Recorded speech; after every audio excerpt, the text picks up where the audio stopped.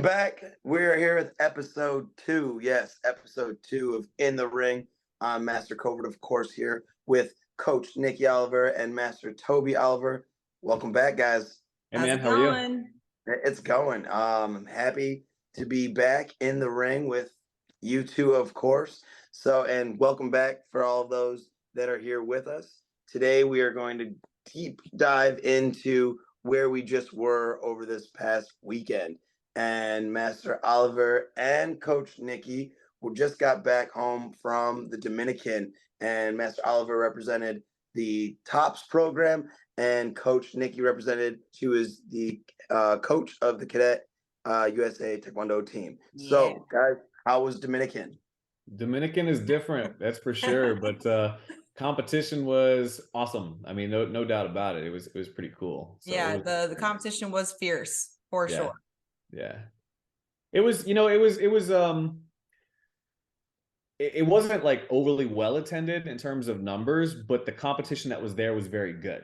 So while it may not have been as big as some of your like European tournaments, the competition though was very good. I mean, Canada was there, some Mexico athletes were there, Brazil brought a big team. The level of competition still met where it was. Yeah, no, it was still good. You still had some of your high ranked athletes that were there participating, and it was really good. There was even a couple of Olympians who were participating. Awesome. Yeah, so it was good. But Dominican, it had several events over the course of 1 week.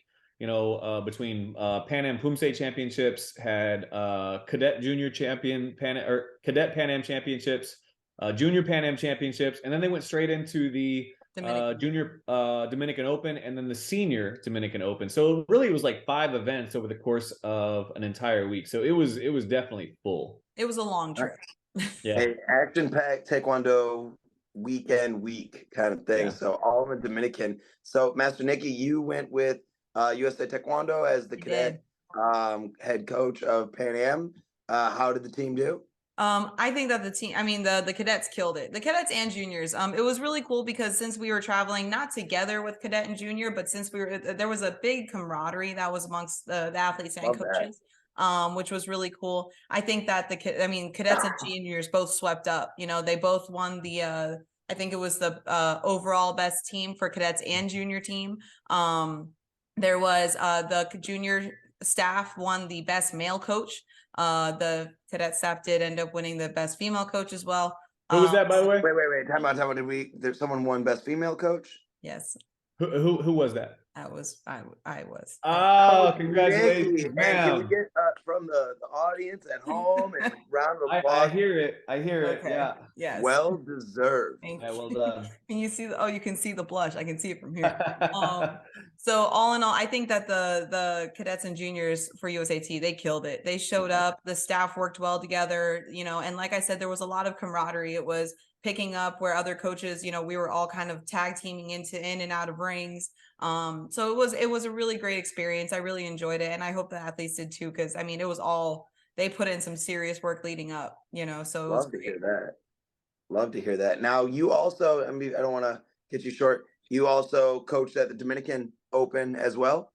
Yes. Yeah, I was really honored to be asked to coach a couple of the Academy kids, the Academy Scholarship kids that were there. So I was really, really excited to work with them. It's such a different environment, when it comes to opens versus championships and seniors versus cadets. So, the comparisons can lead, into multiple conversations, but it was a great experience. The athletes just were so welcoming and excited, and, they work like pros, they're there to work, and they're there to compete and produce. And it was just all in all super fun. Nice. That's so cool. I'm glad that you were there and had that opportunity, and that I'm sure they're super appreciative that they got a chance to have you sit in their chair. So very well done. That they let me sit in their chair, Yeah. And Master Toby, you were there, the director of TOPS team that we talked about in episode 1. So in action, how'd TOPS do?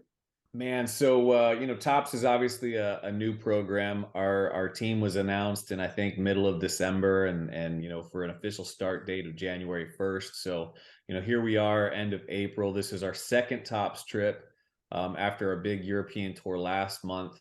And I got to tell you, like, the minute that I showed up and Dominican with the tops athletes, they kind of had a different look. You know, it was almost a look of confidence. Like this is where we belong. This is, Love that. yeah, no, it was different. It really was. In Europe, it was, little apprehensive. They're seeing, all the stars, and they're kind of walking around like, hey, this is really cool, but do I belong here? And we got Dominican Republic. I mean, these guys just like somebody lit a fire under them. So the training was good. Everybody shows up. Weight management was good, and we had one junior on team competing. Well, two juniors on team competing, but we had one of those juniors was also going to fight seniors as well. That was Isaiah Young, who had a phenomenal week, by the way. I mean, this kid goes out back to back. Like this kid is unbelievable. Isaiah Young, coached by his dad, Will Young, and he won junior Pan Am championships. Was named most outstanding male player of the Pan Am Junior Championships. Turned around 2 days later, won gold at the Junior Open. And then the very next day, fought the Senior Open in male featherweight and pulled a bronze at age 16. Let's go. I mean, just like, clearly we have picked one of the right kids for our tops program, because he is showing up every single time. But, like I said, the preparation, the training, the competition, I mean, these guys were just dialed in. They really were. So we had 6 athletes that fought at the Senior Open. We took 6 medals, 3 gold, 1 silver, 2 bronze. And I gotta be honest. I'm not that guy. I don't make excuses. You win, you lose, all that kind of stuff. But I will sit here with 100% certainty that said very easily could this team have pulled 5 golds and 1 silver. And the only reason we would have had that silver is because 2 of our guys were in the same weight class. Okay, let's go. So this was truly an event to remember for our tops team. And you know what? You could see it. They believed it. They knew it. They expected it, which was more importantly. And we walked out of there as the #1 overall team. So, come on, say that one more time. Yeah, we walked out of there. We were the overall #1 team. They called us up, put us on podium, gave us an award, and it was truly a humbling yet inspiring experience. So I was beyond happy. So happy that I'm back at the hotel that night, and I'm already looking up what's the next trip. Let's get it booked because I want to do this again. Here we go. Yeah. So you're telling me, first trip, you guys were over the pond over in Europe. Yeah. And you said that, and it was a successful trip. You guys got to train with cross training. Yeah. You got to go to a couple events. You pulled a couple medals. And now you're telling me that you guys went 6 for 6 at the Dominican Open and won top team. So what's the next trip? You already got, I know you got a plan. Oh, yeah. Absolutely. I am spreadsheeted out. Let me put it to you this way. But our next event is going to be Costa Rica Open, which is a G2 event 2 weeks after World Championships, because we do have 2 of our top athletes going with Team USA to World Championships. Hey. Those 2 athletes are? Caitlin Cox and Kenneth Buenavides both took gold at the Dominican Open. So and we're wishing them the best of luck at the World Championship. Yeah. So when they get home from that, they'll have a few days to rest, recover, and then off to Costa Rica we go for hopefully a repeat of the Dominican Open, so we can see some more good results and yet have another episode of In the Ring so we can discuss how awesome they were. Love that. Can we get a rundown, Master Oliver, of the tops athletes? Yeah. So the public can know exactly. I know we see them sometimes on Facebook and obviously on the podium. Yeah. Yes, sir. So we have 2 primary junior athletes. They are not eligible for senior competition yet, but they will be, beginning of next year. That's Naomi Alade, coached by Gianni Giambi. And then there's Adriana Kupek, who is coached by Will Pace. Those are our juniors. And then our senior athletes, well, let me rephrase. We've got 2 junior athletes that are also eligible to fight seniors. That's Montana Miller, who won gold at Dominican Open at age 16. Let's go. Yeah, and she's coached by Joe Whitworth at home. And Isaiah Young, as we've talked about, he is the next great superstar, we think. And then we've got senior athletes, Caitlin Cox, obviously, who's starting to become a household name with what she's doing. Kenneth Buenavides, Caitlin Cox is coached by Tavis and Taylor Smith. We've got Kenneth Buenavides, who is coached by Gurgly Salim. He was a gold medalist, as I said, in Dominican Open. We've got Aiden Bevel, who, this kid, he's got this lights out potential. But Aiden Bevel is coached by Luis Reyes. And then last but certainly not least is Michael Rodriguez, who went to World Championships for Team USA last year. And he is down in Miami, coached by Juan Moreno. So that's our team.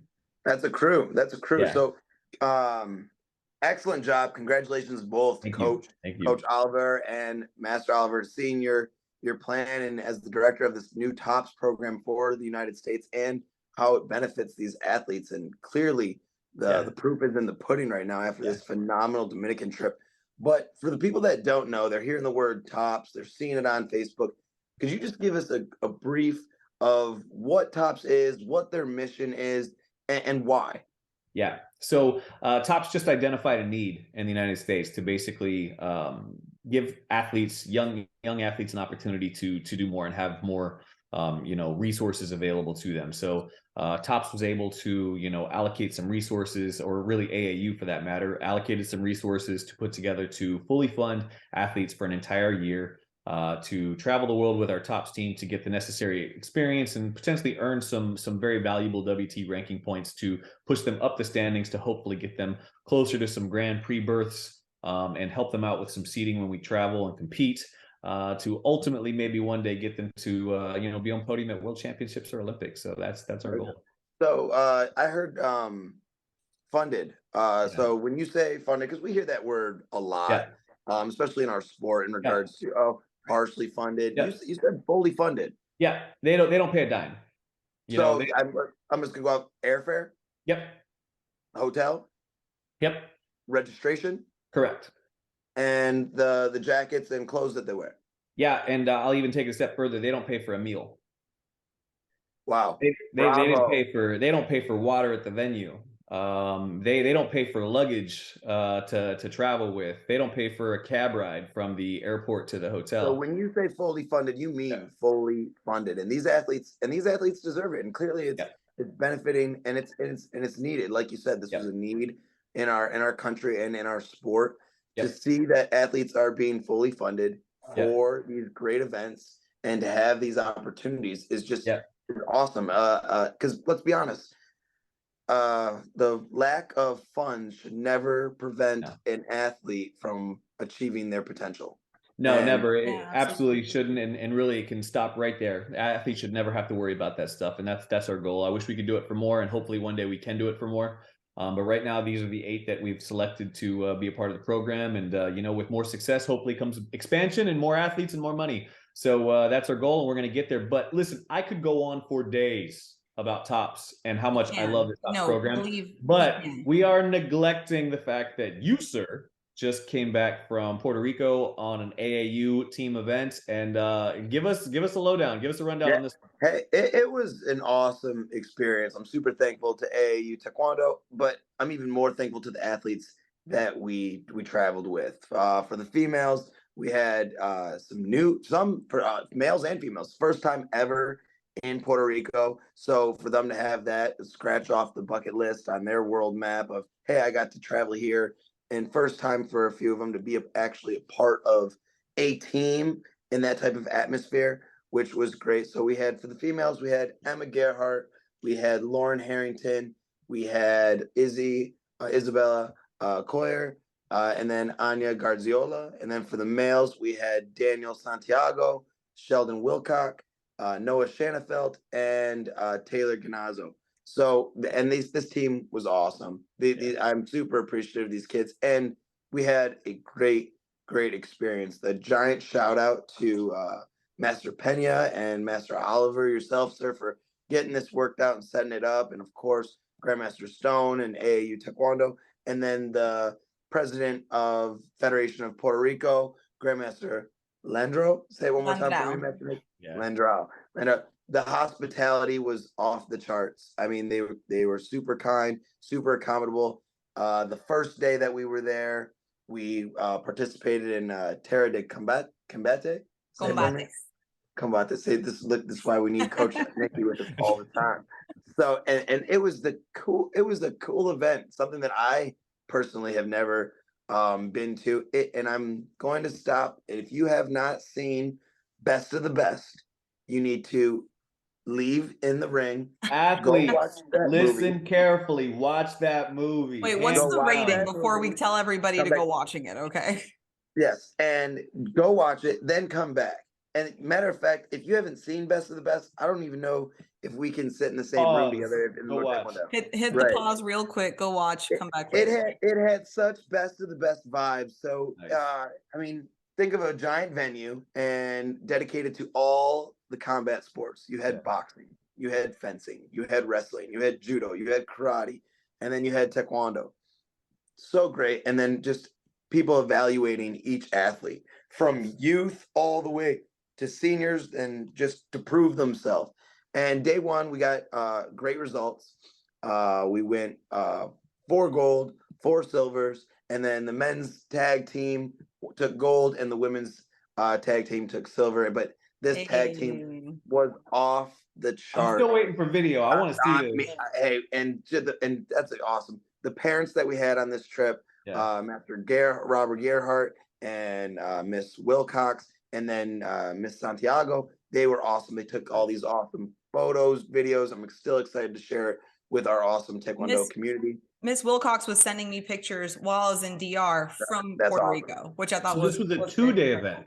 Oh, yes, sir. Yes, sir. So day one, we got to be a part of the tag team atmosphere, which was just phenomenal and just really built the camaraderie of this team.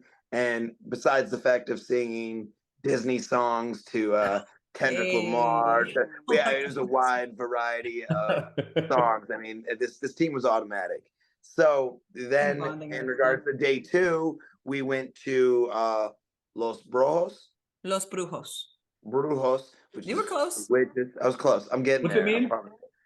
The Witches. The Witches. Yeah, so tournament, this is Grandmaster Pena's event. And I got to tell you, this event, it's AAU event. It's their qualifier. And it was great. So he had about, I would say, close to 500 plus athletes. He did Pumse and board breaking on Saturday. And then on Sunday, it was all Olympic sparring, which was great. The athletes did great. We had a chance to get some necessary ring time, some international experience, and just have that team atmosphere, which I'm super proud of. What was your medal count? I'm curious on Sunday. We brought home 7 gold.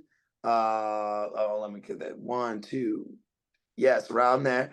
And then 1 silver and 3 bronze. So a lot of athletes got to fight twice in a couple divisions. He was just super accommodating to us. Yeah. He gave us these awesome t-shirts. And it was just an all-around great experience for not only me, but the athletes.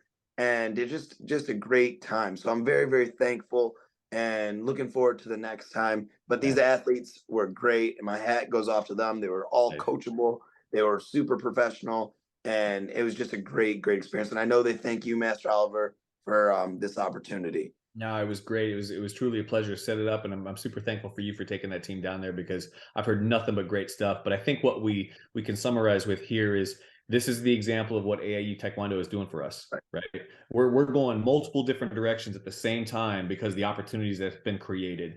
And I want to do more. I want to do more. I want to do more. And we have enough people that are out there wanting to be a part of this that I think the opportunities are going to be abundant, and they're not going to stop. Just a quick shout out, because I'm sorry, I haven't seen all the video yet. It's kind of been trickling in. I saw one video of one of our athletes, and I got to give a shout out for a nasty spin hook kick thrown by Anya Guardiola. I saw it. That was something I was like, oh, nasty. Wait, just to be clear, to win the match. To win the match last second. Yeah, we won the first round, and then we were going to the second round, and we were down, and you let the video speak for itself. Would this be the equivalent of Steph Curry launching a 30-footer to win the game? I give the edge to Anya. Okay. I'm sorry. There it is. Yeah. You wanna know why? Because Steph is known for that stuff. Anya had held this in her back pocket up until this moment. Oh yeah, man. I love you, Anya. Well done. That was awesome. I would love to say it was the kick of the trip. But just wait till you see these tag team. These boys, in the words of I'm not gonna age myself, but they left no crumbs. They feasted, my guy. They feasted. No crumbs left. No crumbs whatsoever. Oh man, this video goes out, and that's something that me and you and us 3 are gonna have to discuss, because there might be a need to bring tag team to AAU. I've heard rumor that there might be some opportunities sometime. No. Yes, sir. So well, this has been Here a lot we of go. fun. Yes, this is great. So, what a successful weekend! I know that we had some qualifiers as well Yep. over the weekend that were phenomenal. So, more athletes qualifying for nationals. We got Top's team doing amazing things. We had a great time in Puerto Rico. Master Nikki, our own in the ring host, bringing home the hardware herself of Coach of the Year and I'm at the surprised Pan it's not Am sitting next to Championship. you. I'm not gonna. Why? Why would I do that? I want to see it on the next episode. No, that's There you go. okay. Yeah. There you go. Well, once again, this is In the Ring. So we're looking forward to having more viewers come in, bringing in some special guests, talking about more and more things, diving even deeper into some subjects that we're in. And of course, we're building up to nationals. I'm going to be there. I know that Coach Nikki and Master Oliver are going to be there. We Yeah. want you there too. Yeah. So get registered, click the links, whatever you have to do, but be there. It's going to be in Florida. You know, it's going to be a great time. I'm going to be there. The Yep. fellow hosts of In the Ring are going to be there. So we're signing off now, and we'll see you guys for episode 3 next time. This is In the Ring. I'm Master Covert with Master Oliver and Coach Nikki. Till next time. Later. Yes.